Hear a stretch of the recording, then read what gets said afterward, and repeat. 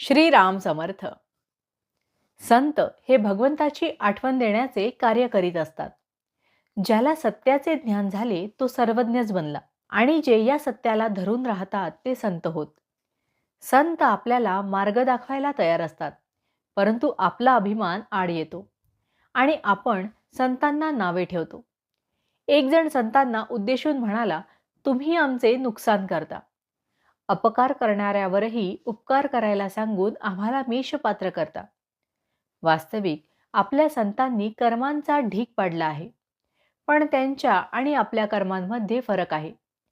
राम करता या भावनेने त्यांनी कर्म केले. मीपणाने करतो म्हणून कर्म आपल्याला बंधनकारक बनते. संतांची कामगिरी कुणाला दिसत नाही आणि आमची फक्त दिसण्यापुरतीच असते, त्यामुळे ती पुरी पडत नाही. एखादा पुष्कळ ज्ञानी झाला, पण ते ज्ञान जर वृत्तीत उतरले नाही तर त्याचा काय उपयोग? जगाचे खरे स्वरूप समजून घेण्यासाठी जो सुखदुःखाच्या जाळ्यात सापडला नाही त्याच्याकडे जावे. तो साक्षीत्वाने राहून जगापासून अलिप्तच राहतो. कर्म करूनही तो अलिप्त राहतो. आपण मात्र सुखदुःखात गुरफटून जातो. संतांचे अंतःकरण शुद्ध असल्यामुळे त्याची शिव्यांची भाषा सुद्धा न बोचणारी किंबहुना आशीर्वाद रूपच ठरते.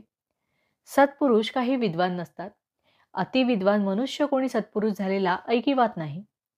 कोणी 8व्या वर्षीच घरातून निघून जातो, तर कोणी लग्नातून पळून जातो, तर कोणाला लिहायला वाचायलाही येत नाही. असे लोक सत्पुरुष झालेले आढळतात. संतांनी देह सोडल्यावर सुद्धा लोकांना त्यांचे अस्तित्व भासते. लहान मूल बाहेर खेळत असते, परंतु मध्येच त्याला आईची आठवण होऊन तिच्याकडे धावते. याचा अर्थ असा की मुलाला आईचे सूक्ष्मस्मरण सतत असते. तसा भगवंताचा चटका, तशी त्याच्या अस्तित्वाची जाणीव, तशी त्याची निष्ठा आपल्याजवळ पाहिजे.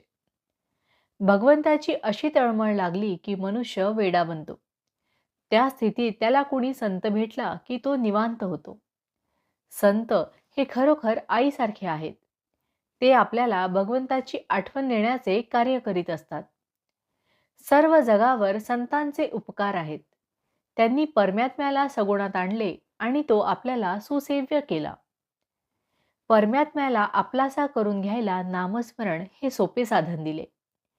एकनाथी भागवत, ज्ञानेश्वरी असे सोपे सद्ग्रंथ निर्माण केले आणि यथाशक्ती अन्नदान करणे हेच कलियुगात उत्तम साधन आहे असे सांगितले. या 4 गोष्टी आचरणात आणायचा प्रयत्न ज्याने केला त्याला काही कमी पडणार नाही. नेहमी समाधानच राहील. भावार्थ: जग संतांशिवाय असणे शक्य नाही. आम्हाला त्यांना ओळखता येत नाही.